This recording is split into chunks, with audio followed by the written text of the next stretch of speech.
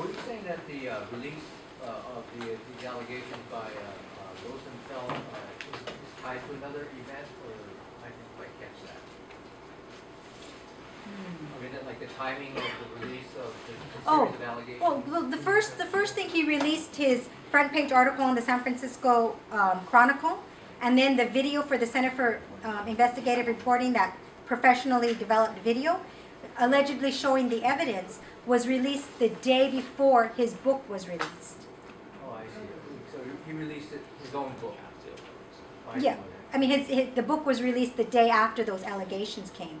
And so I and others really questioned, the evidence was so scant, and yet the headlines rang, you know, Aoki was an informant, and why did that happen? Why magnify Aoki's role within the Third World Strike the way he does, and why magnify Aoki's role in his book? Because his book is mostly about the free speech movement, Mario Savio, Clark Kerr, and Ronald Reagan, and J. Edgar Hoover. Why magnify Aoki in this? And so I'm arguing that it serves to magnify his own discovery. I'm going to call on folks who haven't asked a question yet first. On the issue of redaction of files, several of us who were involved in the strike and other activity here asked for our FOIAs, and 90% of those FOIA files are redacted. It's all blacked out, and then half of the stuff that's in there wasn't true. Right. I have an oral history that we did of Alex Foreman, who was a leader of the SDS here on campus, and I videotaped him running through his FOIA and laughing at the stuff that was in it, because he said, I wish I did have this shit. Yeah, it's an important point, right? That a lot of the stuff is inaccurate. I saw Yuri Kochiyama's FBI files, and in it says she was an agent for Red China. And, you know, I think this was really about Asian Americans all being interchangeable. We're all the same. Yeah, Jason. And how the recent allegations allow us to have a conversation about police surveillance as it relates to social movements, even today, right, in the context of the Patriot Act and whatnot. And I think it's fair to say that, you know, in terms of your presentation and what's not in Rosenfeld's book, that it's just not conclusive, you know, and I would even go so far as to say, as in terms of making the allegations the way they've been made, they're irresponsible, given the history of the counterintelligence programs and snitch jacketing and so on and so forth. But what I find the other opportunity exists for us to talk about is what if? What if Aoki, maybe at one point was, or throughout the period, did have a relationship with the FBI? It provides us with an opportunity to talk about,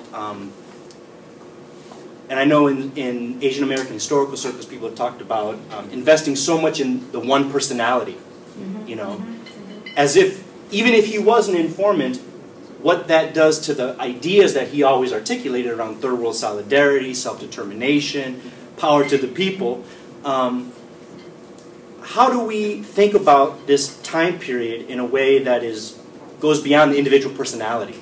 You know, I know that's probably not the most coherent way of expressing a thought, or it's kind of a question, but I wonder if you could comment upon that in terms of social movements and the dominant personality and yeah, no, there's a lot of social movements today. How can we organize so we protect ourselves? Because we know infiltration is a reality, including up to the present. How do we protect ourselves by not just closing off or being secretive or not trusting one another?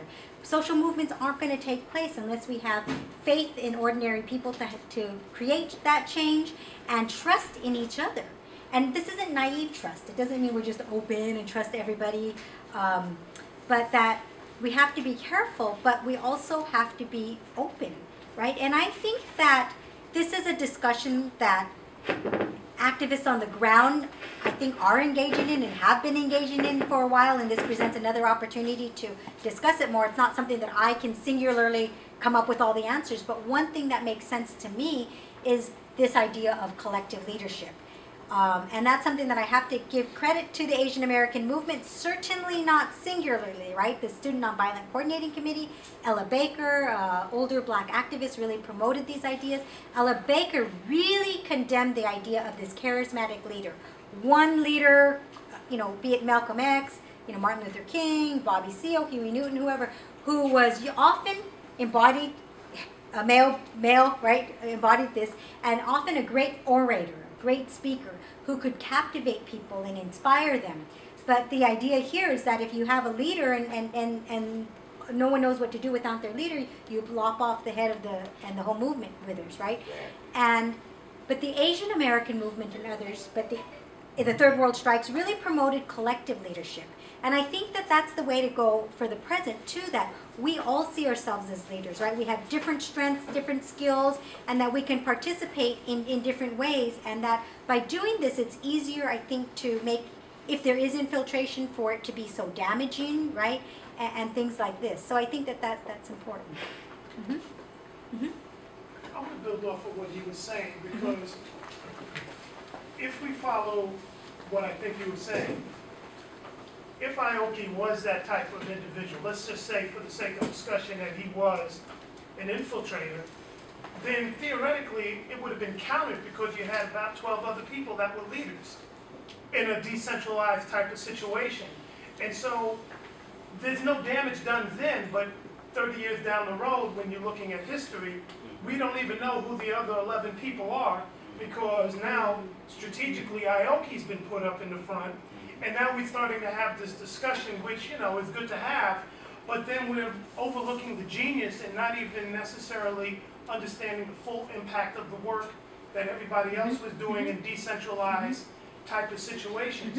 The second thing I would say, because we don't even know about these decentralized leadership things, when current movement comes up, many of us, even some of us in this room, start to make a critique of, well, they don't have a leader, so they're not articulating their goals. We saw that with the Occupy movement. No leader, and then people even in this room said, well, they don't have a leader, so what are they talking about? When we know that... The good versus the bad 60s, a non-violent early 60s versus a violent later 60s. And we need to be reading carefully and critically and writing our own histories and being really careful to not just buy into something that's said, or because an authority figure puts out something that we should then believe it. We have critical minds, let's use it and really scrutinize ideas and come up with alternative views, right?